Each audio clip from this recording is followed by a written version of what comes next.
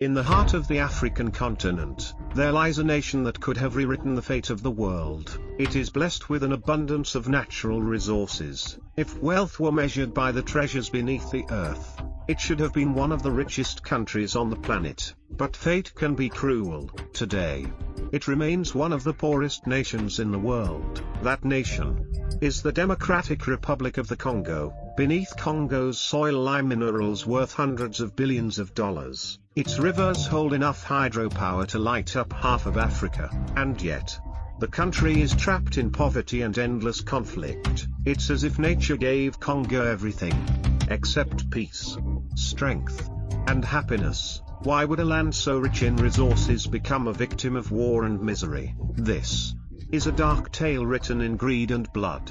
A story of exploitation, deception, and broken promises. If you open a map of Africa, Congo sits at the very center of the continent, with an area of over 2 million square kilometers. It is the second largest country in Africa, bordering 9 nations, a land perfectly placed to connect the continent, and yet, its access to the Atlantic Ocean is limited to a narrow corridor of land. Its coastline is barely a sliver. Geographically, Congo is another world. The Congo Basin, covered by vast rainforests, produces nearly 10% of the planet's oxygen. The Congo River, one of the deepest on Earth, holds enough energy to power half of Africa. Its mineral wealth is even more astonishing. Congo controls 70 to 75% of the world's cobalt reserves, the key material used in electric vehicle batteries. It is also one of the world's top 3 copper producers,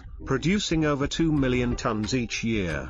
Gold production reaches dozens of tons annually, and millions of carats of diamonds are mined from its soil. Its fertile land could feed millions. In today's era of renewable energy, Congo's strategic value is greater than ever before. For any nation, such riches would be a divine blessing, but for Congo, it became a curse. These treasures brought not prosperity, but endless invasion, colonization, and exploitation. Foreign powers and corporations came, not to build cities, schools, or factories, but railways and ports, to ship the wealth of Congo overseas. From that moment, the richest land on earth began its descent into poverty. To understand Congo's tragedy, we must go back in time. At the end of the 19th century, European powers met in Berlin to divide Africa. King Leopold II of Belgium seized this moment to build an empire for himself. Unlike other colonies, he declared the Congo his personal property, naming it the Congo Free State. Leopold turned this paradise into a giant labor camp. His soldiers forced millions of Congolese men, women, and children to harvest rubber and ivory deep within the jungles. Those who resisted or failed to meet quotas faced unimaginable torture. Villages were burned, families destroyed, many were brutally killed. Historians estimate that between 5 and 10 million Congolese died during this brutal regime. It was one of the darkest chapters in Africa's colonial history. The rubber, ivory, and minerals of Congo fueled Europe's industrial revolution. The streets of Brussels and London were paved by the sweat and blood of Congo's forests. European nobles rode in cars with tires made from Congolese rubber. Europe grew wealthier and wealthier, while Congo lost its dignity,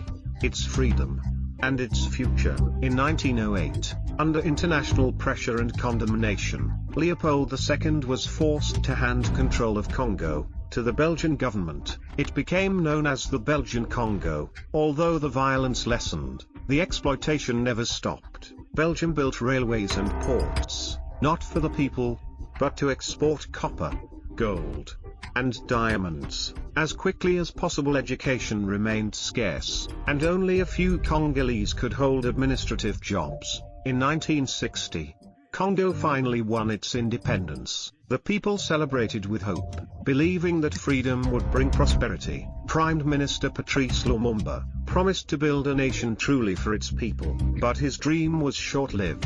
Lumumba's push for real independence threatened Western interests. They feared losing control over Congo's wealth. Within a year, Lumumba was overthrown and assassinated. What followed were decades of chaos. Mobutu Sese Seko seized power, renaming the country Zaire, and ruling for more than 30 years. He portrayed himself as a symbol of African unity, but his regime was built on corruption and foreign support. Billions of dollars from Congo's mines flowed into Mobutu's overseas accounts, while ordinary citizens lived in misery. Even after Mobutu's fall in the 1990s, the cycle of exploitation continued. Power vacuums led to wars so vast, they were called the African World War. More than 6 neighboring countries were involved, all fighting to control Congo's mineral wealth.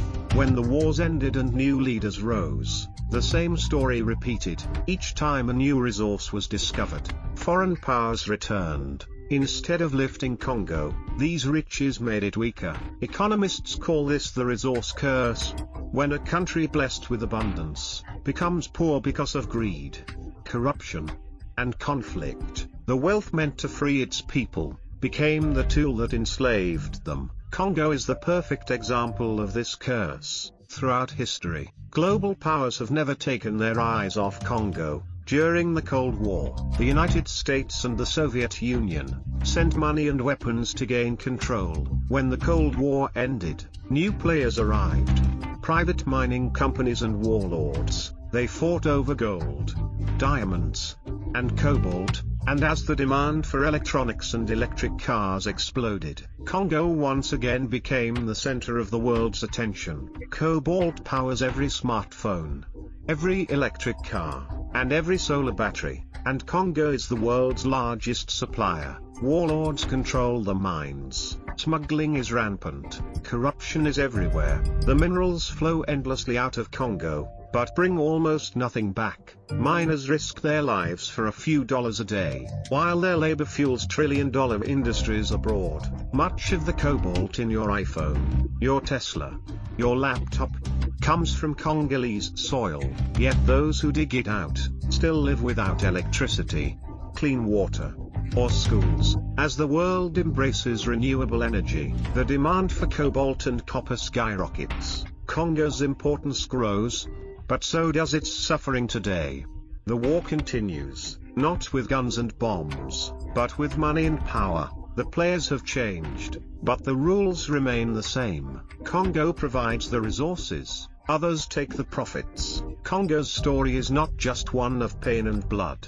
It is also a story of lost potential. For centuries, outsiders have seen only its riches, never its people. Those who dig the earth, risking their lives for their families, are the true treasures of Congo. Congo still has everything it needs to change its destiny: mighty rivers, fertile land, and endless minerals. But to break the curse, it must reclaim its future. Congo's story should no longer be written by outsiders. It should be written by the Congolese themselves. It was meant to be the richest country in the world, but became a land that has everything except happiness. Perhaps the time for justice is near. The world has taken too much from Congo: its ivory, its rubber, its copper, its cobalt, and the blood and tears of its people. If the world could return even a fraction of fairness, everything might change. So next time you unlock your phone, start your car,